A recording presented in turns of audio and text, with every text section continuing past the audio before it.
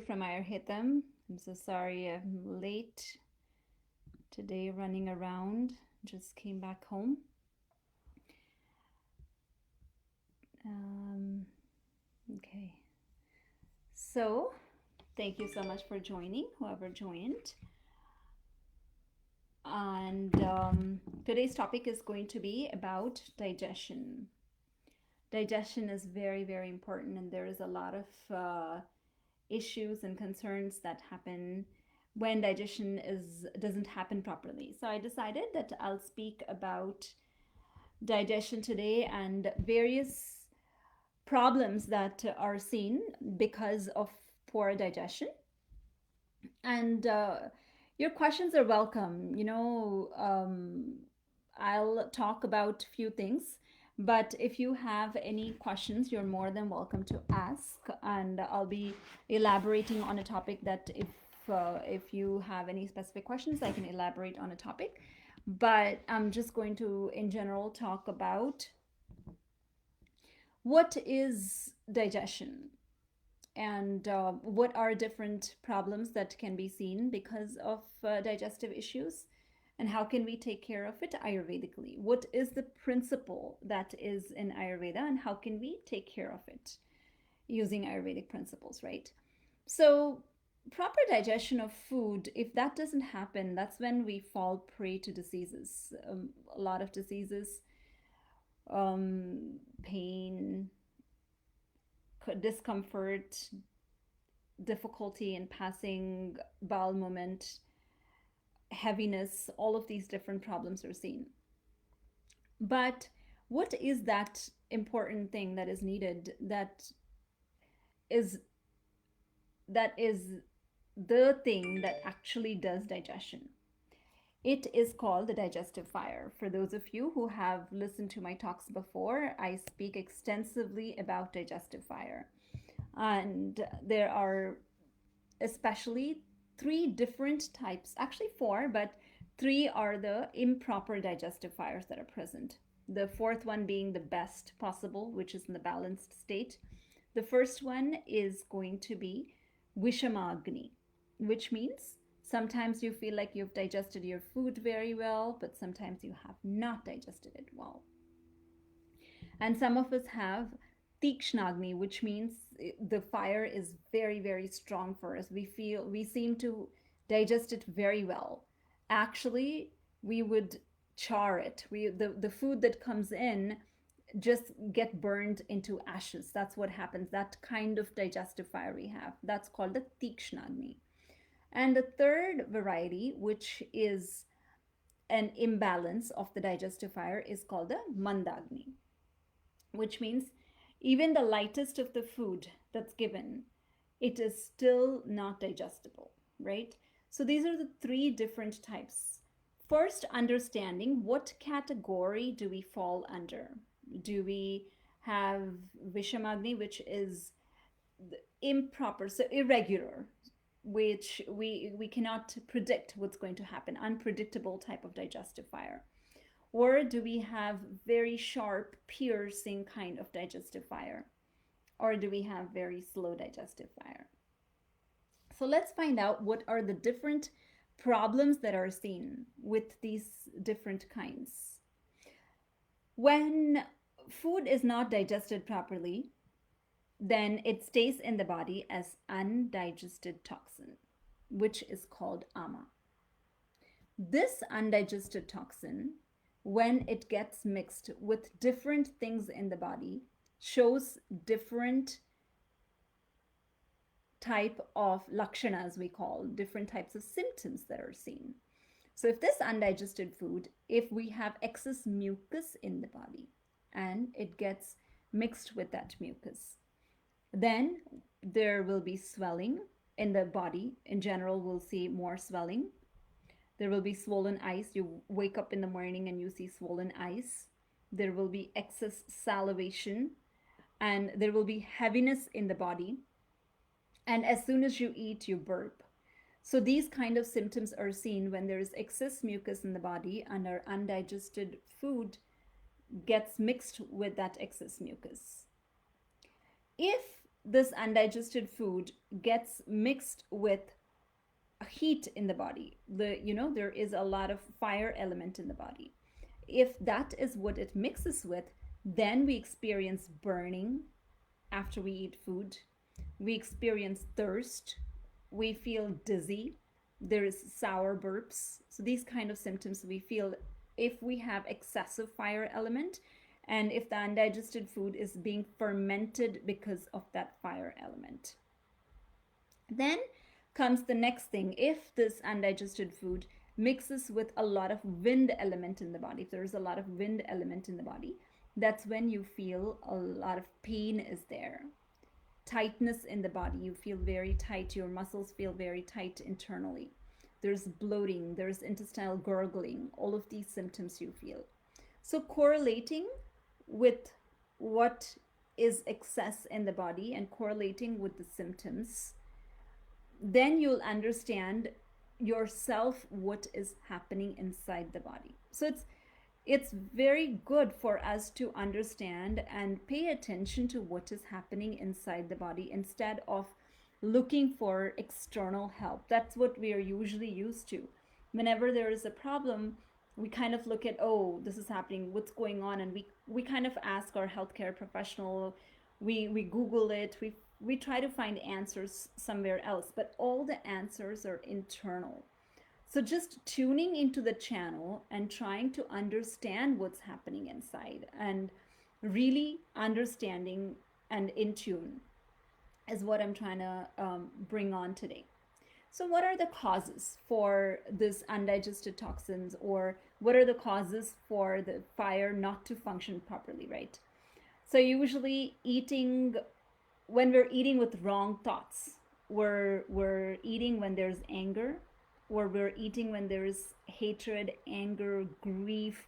These kind of feelings we bring from our work, from anywhere else, from outside.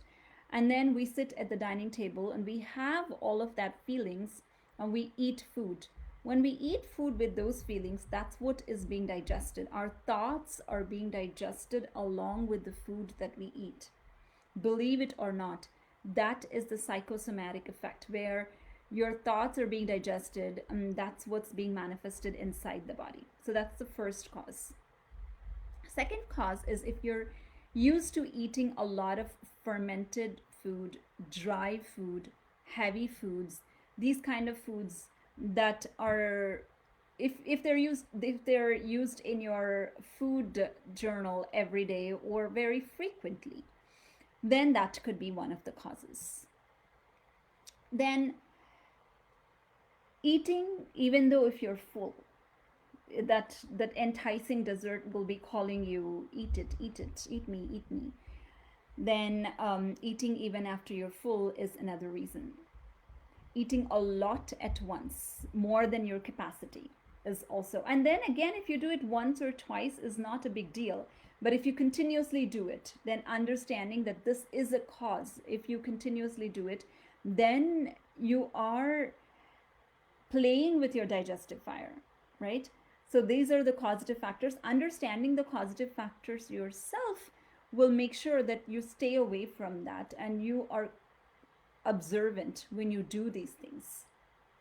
Or eating at wrong times.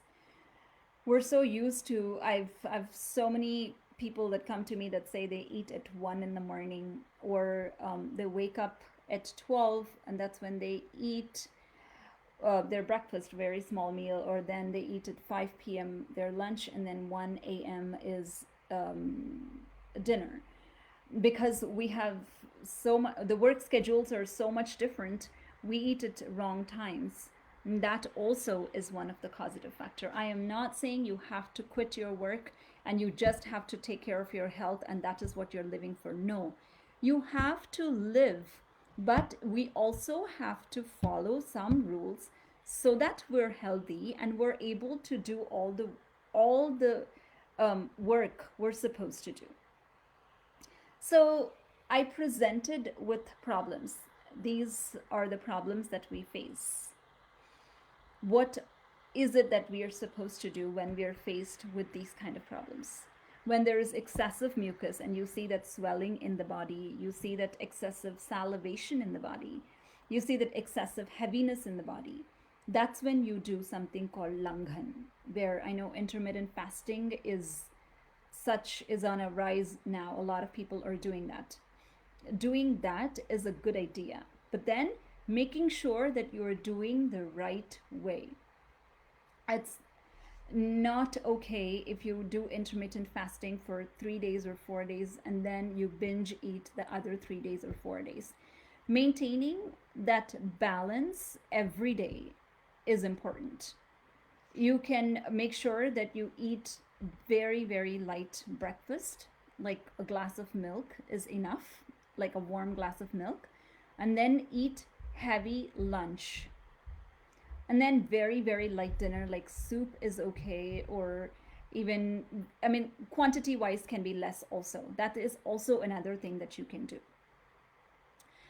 And if you're suffering from digestive issues because there is excess air element, excess vata in the body, then you have pain, then you are twitching, you have tightness in the body, you are not able to move, there's bloating, there's intestinal, there's gurgling, that's when you apply heat on the body. When you apply heat, because the wind element is pacified with heat. So make sure you can do some langhan, so some fasting. So, but that fasting is in a way that you're giving some rice gruel, right? So you give some kind of rice gruel, which is very, very light to digest, some soup, which is very light to digest. And on top of it, you're also going to apply some kind of heat, especially on your abdominal area. You can give some oil that also pacifies that wind element, especially castor oil is called vatari, which is like the enemy for the wind element. So you can apply castor oil and you can apply a hot pack on top of it. Make sure you cover that hot pack with some kind of cloth so that you're not burning the area, burning the abdominal area, right? So apply that and immediately you will see the tightness will be gone, the pain will be gone. That's one thing you do. And then if you're suffering from sour burps, if you're suffering from any kind of burning in the body, and if you're these kind of symptoms are seen, then the usually you feel like throwing up. There's nausea that's there. If you feel like throwing up, if nausea is there, then throw up. That actually feels better. You can drink like a warm glass of salt water, 2 glasses of salt water, and that will help you throw up, and that actually makes you feel better. That's one of the treatment given.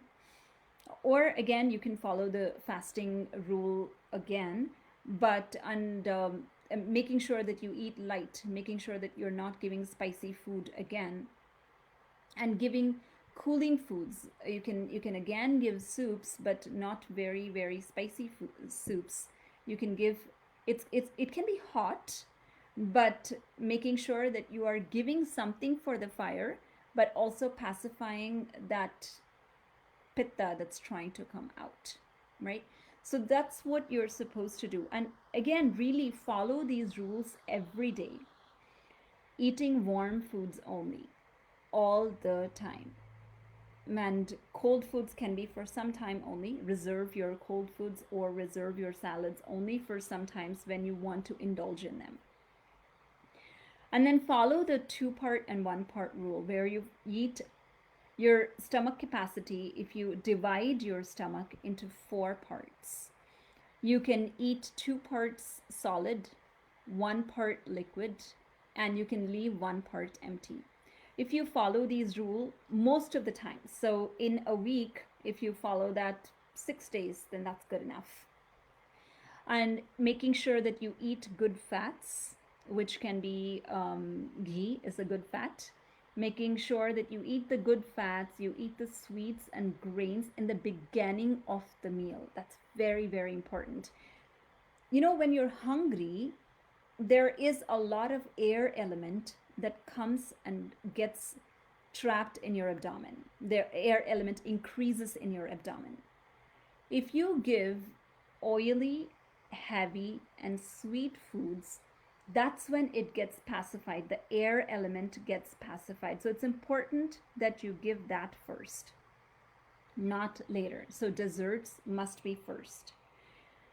And then the later on you give something which is sour and salty, like soups can be given later on which are sour and salty, so that they aid in the digestion of the heavy food that you just ate. And the heavy food can, it's not necessary that you just eat like a bigger dessert. I'm not saying that you eat dessert every day, but grains are also sweet and heavy, so you eat that first.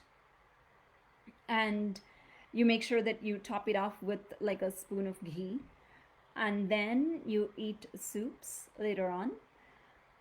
You end your meal with, usually in India it's ended with buttermilk, especially in South India it's ended with buttermilk, because it has that astringent quality, it has that rough quality where it is able to digest the food that you just ate. And then at the end, it is actually a ritual that pan is given. It is, pan aids in digestion. Tambul sevan is what it's called. The pan is given, which helps in digestion. Or you can just chew on some fennel seeds, and these fennel seeds are also, they have that bitter, and they also have that spiciness in them. That taste will all help the food, help digest the food that you just ate. So this is the order of tastes that you must choose.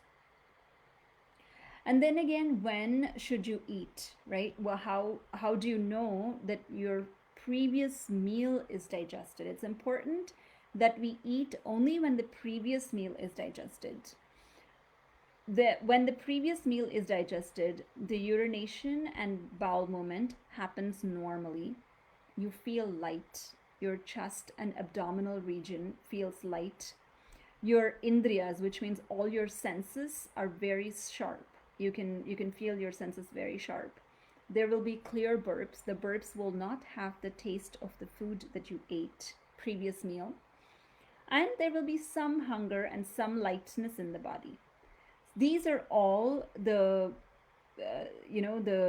symptoms. These are all the things that you have to look for. You know that you are ready to eat your second meal again. Only if you have these is when you, and quickly attaining them. Make sure that we attain this state within at least 2 to 3 hours after we ate our previous meal. That's when we know that we ate only two parts of solid, one part of liquid, and we left one part empty, so that the churning of the food was possible, right?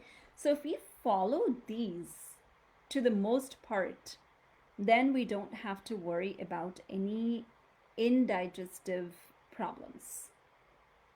Now, if you have any specific questions, you can definitely go ahead and put that in the chat box, and I'll be able to answer them. But I thought I'll also talk about a few common digestive issues, especially like constipation and loose stools. Um, when I spoke about different types of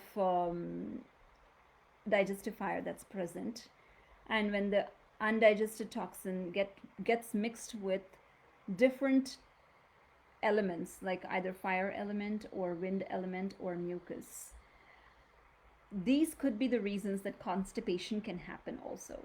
And then correcting the root cause, like I just mentioned, will also make sure that there will not be any pellety bowel movement, or there will not be any burning bowel movement, or there will not be any mucousy bowel movement. So observing that and making sure that we correct the root cause is important. Another thing that I also wanted to talk is whenever there is loose stools or diarrhea kind of symptom, right?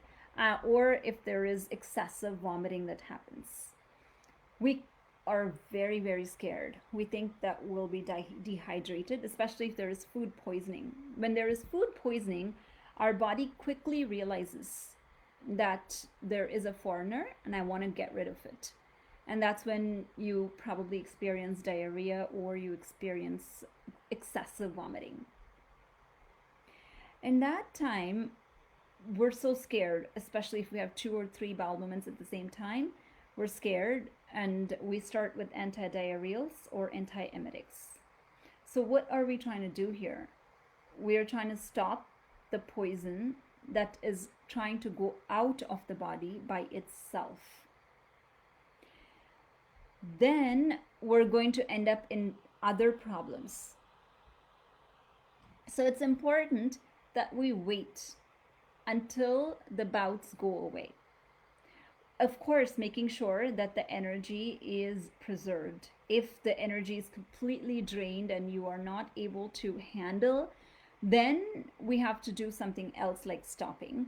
But if your energy is normal, then you have to wait. That's what the textbooks have said, that wait until all the bouts have gone. Wait until the loose stools have passed.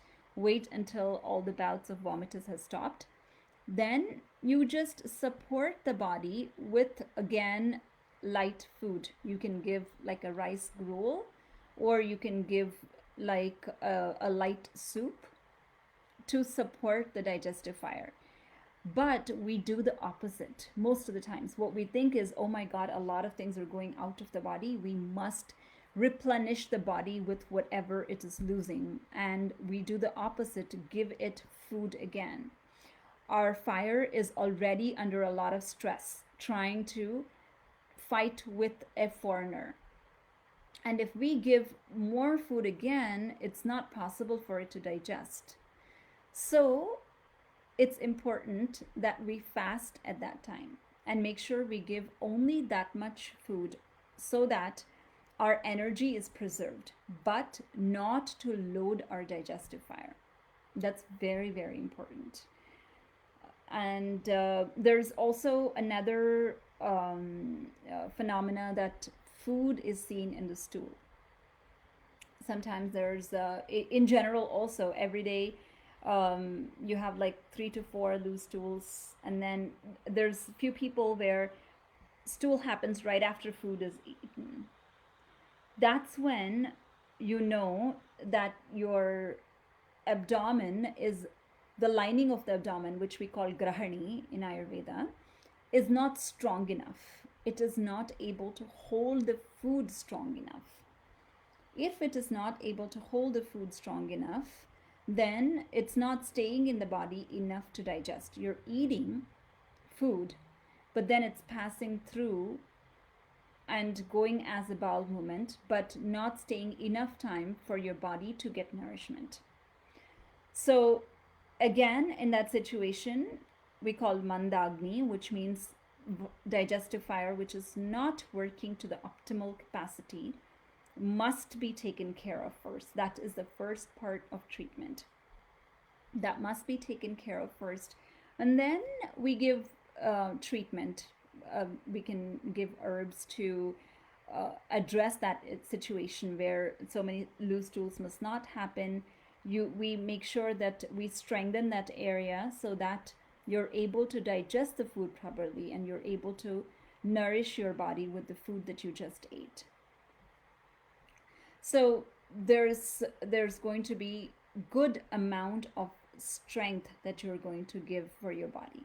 So there's not going to be any weakness and there's not going to be any delayed digestion. So that's mainly what I wanted to speak about, the importance of digestive fire in the body and the importance of following the rules of eating warm food and eating food in the correct manner. That is the mantra. I mean, what are we running for? If we don't have enough time to eat, and if we don't take enough time to take care of ourselves, it's going to be difficult later on. Later on, we will have to stop everything to take care of ourselves, right? So we don't want to go to that situation where life must stop. That is why I come out here every week just to remind ourselves how important it is to have that balance.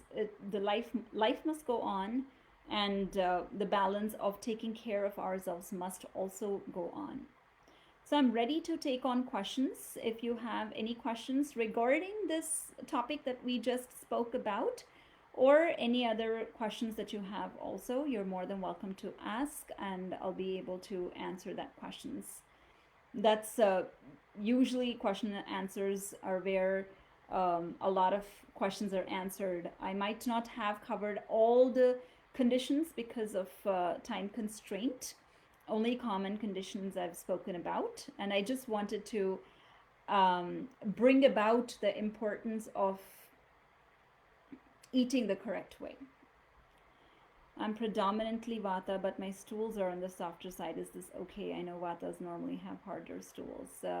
Yeah, correct, Susan. So even though you're Vata, there it's not necessary that you're exactly Vata all the time. There are, so for those of you who do not know these three doshas that are present, there are three doshas that are present: Vata, Pitta, and Kapha. Vata is mainly the wind element, which is predominantly wind element in the body, and that dries up the whole system. And usually, what happens is it it is responsible for creating loose. It's responsible for creating hard stools. And Pitta, on the other side, is responsible for creating loose stools because it has heat in it.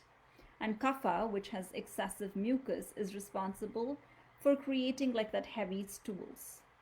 Now, if you have Vata and if you also have softer stools, it could be that there is a phenomena called grahani going on, where the food is not staying in the body for a longer time and it is going out, or there is an anubandhi pitta, which we call that you're probably vata but you also have pitta. It's not possible that we have only one dosha all the time. You probably have a anubandhi pitta which is helping you with the stools on the softer side. So those two could be the reasons.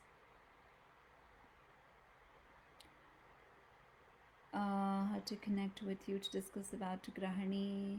You can definitely DM me, Deepthi. Grahani is, I'm not sure if you have read Ayurveda in the past and that's why you're asking Grahani, but commonly it is the IBS or ulcerative colitis. These are the common Western terms that are equivalent to that. Most likely, it's not necessary, but most commonly that's how it is connected. And grahani is, it usually it takes a long time. It's called a chirakari vyadhi, which means it takes a long time for it to be affected.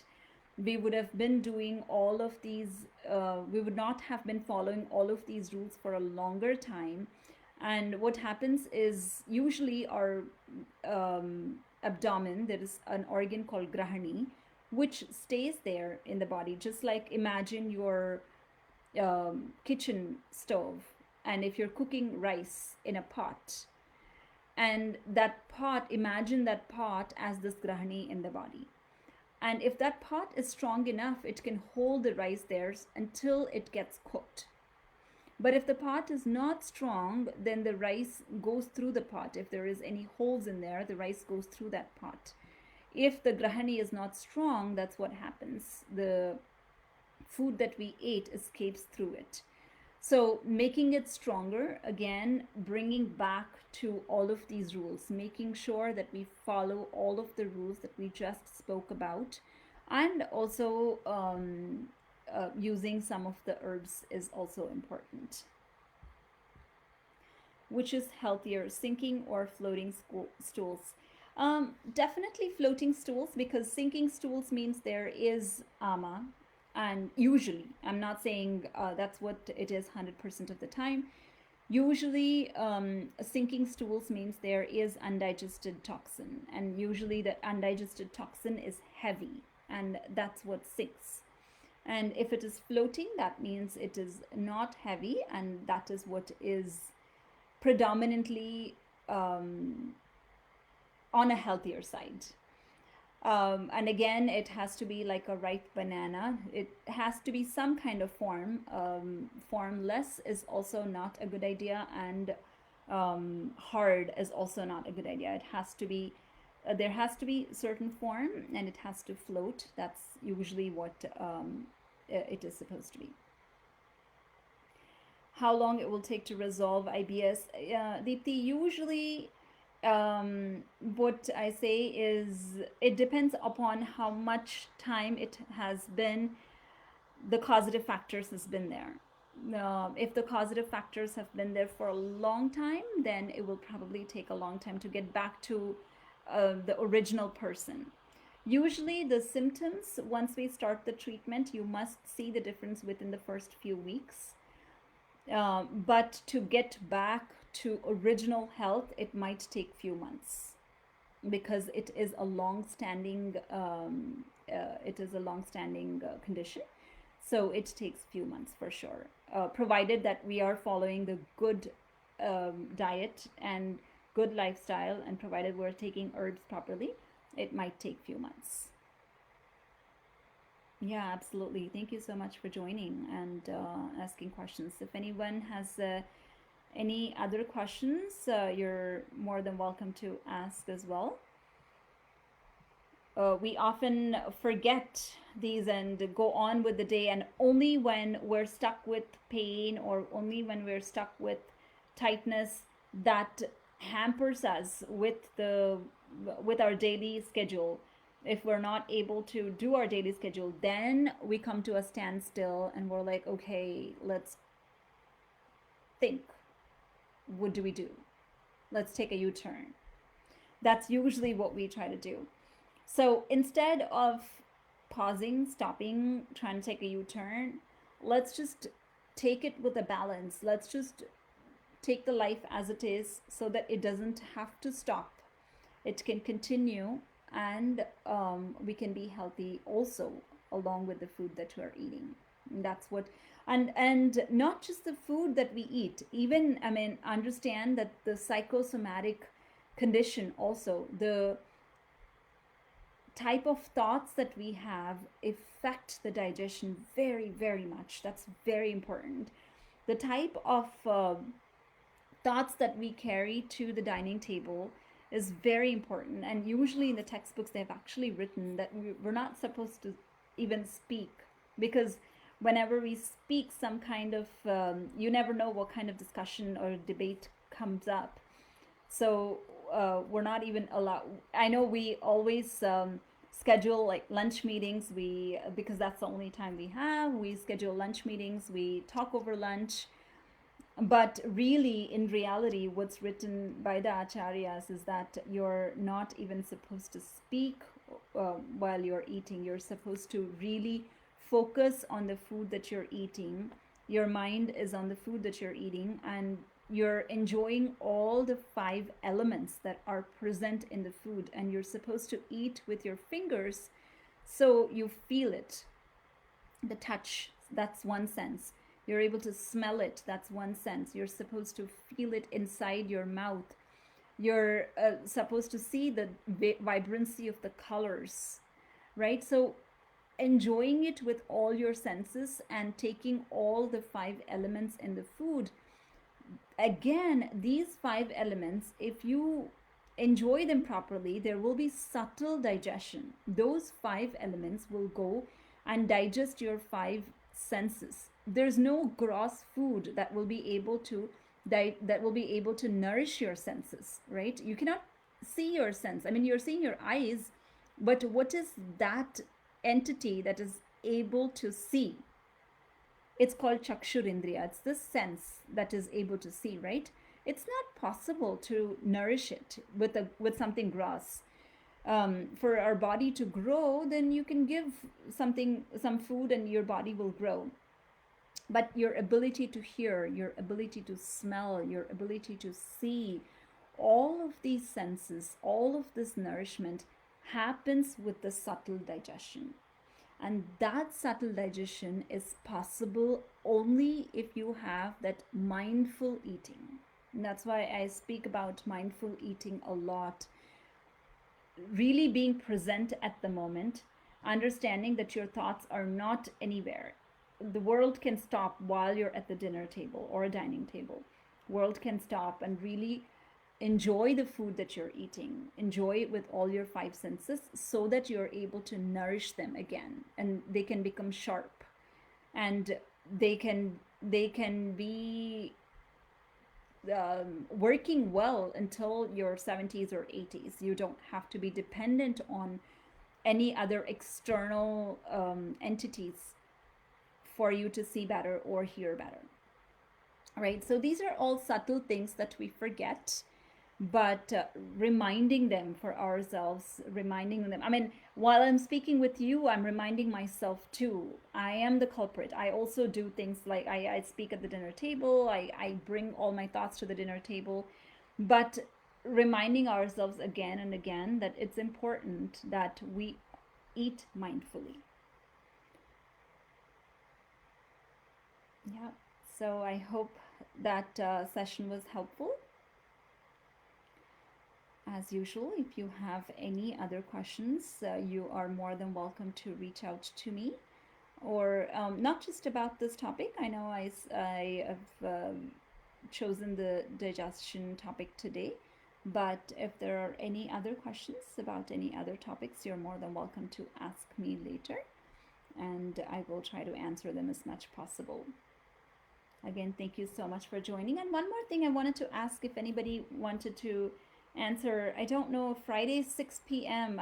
I've gotten this actually couple times, more than couple times. The people were saying that it's a busy time. Friday is a winding up time, and they were asking if I could do it on a Saturday morning. So I wanted to check if that's what you wanted to do. I'll probably post a poll.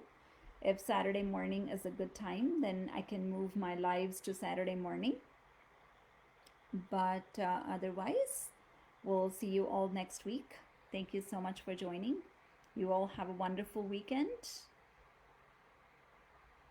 Bye bye.